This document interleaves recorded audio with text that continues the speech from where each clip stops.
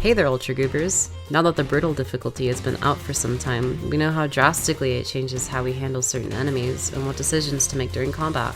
Now, I've already P-ranked all of the first 2 layers, as well as Minos, so I feel like I could make a pretty decent guide on how to not eat shit and die on this difficulty. Starting off, many of the changes that the enemies get, as well as the changes to hard damage, make gliding close and healing a way more risky maneuver. Almost every single projectile throwing enemy has some sort of accuracy increase, as well as increased fire rate. The speed of projectiles have also increased as well, making dodging way more challenging, as even the trash mobs like strays can hit you consistently now. Even enemies like street cleaners, filth, and swords machines can hit you in the air now, so basically, all enemies can hit you more often and consistently, so don't feel like you can just dodge everything by moving to the side like in Violent. I'm not saying it's impossible, however. As long as you're above 25 HP, you can definitely go in for a risky jackhammer shot to get your HP back up, but balancing between being in the enemy's face and comboing them from medium range is probably going to be your best bet in surviving most levels. Parrying is going to be one of the major ways to heal in Brutal, since parrying lets you heal from afar, and healing off enemies like Maurice can be very consistent, especially since the charge time on Maurice's laser beam is faster, and he shoots way more projectiles that are more spread out, which are very easy to parry. Enemies like Cerberus and Sentry, who don't have high attack speeds compared to other enemies, are also good sources of healing, but be careful because every hit adds an entire second to your hard damage reset, meaning anytime you get hit will give you another full second of not being able to heal back gray health. The Brutal difficulty definitely requires you to focus on keeping your style meter up to get rid of gray health quicker and keeping up your momentum, as air strafing isn't enough to dodge every projectile anymore, so be sure to preserve your stamina and dash jumps. Other than the healing being more dangerous, many enemies have become way more dangerous than before. Some notable examples being street cleaners, soldiers, sentries, and virtues, all of which being pressure enemies. Soldiers are probably the best example of this.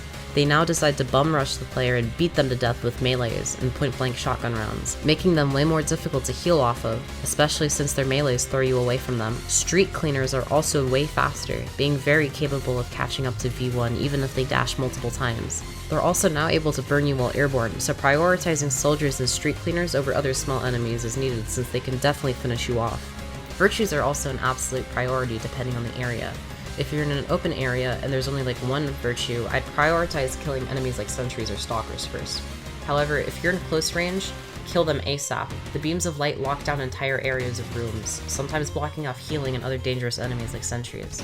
Speaking of sentries now have a follow-up shot after firing.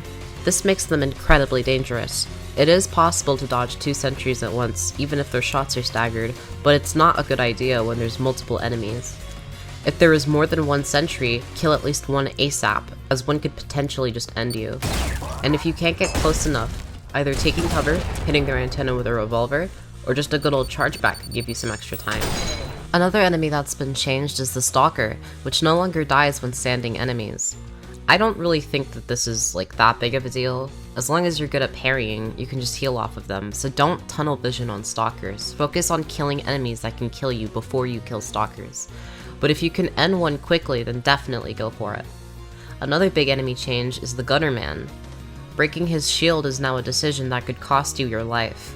Break his shield when you know you can kill him. His rate of fire and accuracy ramps up way faster now, and he enrages, making him lock onto you in a couple of seconds, and getting close to him is way more dangerous because you can't parry his melee.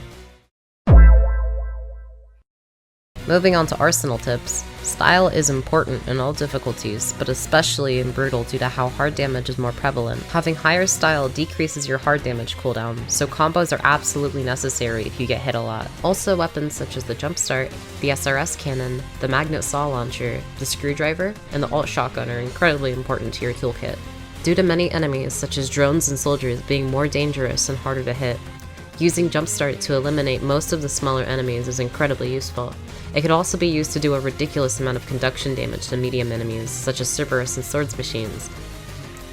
The Magna Sawblade launcher is also incredibly good at killing rushdown enemies like street cleaners and soldiers, if you use saw traps. SRS and alt shotgun are very good at doing burst damage, especially with the rail cannon.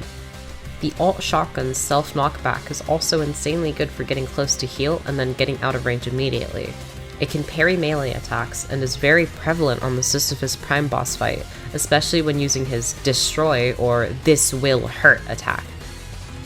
Finally, we'll end this guide off with some miscellaneous tips that I couldn't fit anywhere. When whip canceling a Maurice to hit him with a jackhammer, you can use the feedbacker to cancel the whiplash and parry any of its projectiles at the same time. You can use the fire starter to pre-fire enemy spawns and cybergrind, and to help do devastating tick damage during combos. You can instantly kill Cerberus by dunking on them with a cannonball. Ferryman's close-range lightning attack leaves him vulnerable to a quick rail coin to insta-kill him. The Hideous Mass's harpoon has increased health, but you can quickly get rid of it if you hit it with the feedbacker and immediately swap to the Knuckle Blaster. You can also do this with the Knuckle Blaster to the feedbacker, as long as you swap arms. Remembering certain combos to quickly wipe out key targets is essential in later cybergrind waves, as well as later levels. Yeah, that's pretty much it. If you have your own tips, please put them in the comments so I can steal them.